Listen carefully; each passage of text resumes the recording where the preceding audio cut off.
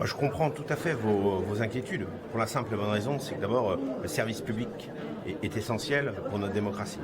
La seule chose, c'est que, comme vous le savez, le gouvernement souhaite aussi alléger la pression fiscale sur les foyers. Et de ce fait-là, je peux comprendre aussi la démarche d'alléger cette pression fiscale, à condition qu'on sache comment, aujourd'hui, on peut compenser le financement qui va disparaître pour le service public. Et c'est là tout l'enjeu.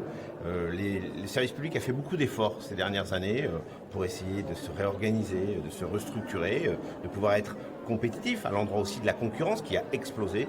Mais le fait est, c'est qu'on ne peut pas laisser le service public sans financement.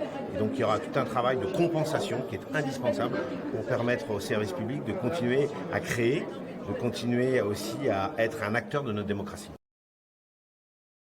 Pour l'instant, je n'ai pas eu des éléments très précis et le délai surtout. Et je pense que tout l'enjeu, ce sera à la fois bien sûr la compensation, mais aussi le tuilage. C'est-à-dire qu'il n'est pas question de vous laisser une période de temps sans perspective. Donc c'est là aussi, je pense, l'enjeu pour le gouvernement aujourd'hui, c'est de pouvoir à la fois vous donner un état des lieux, un timing et puis une compensation très claire.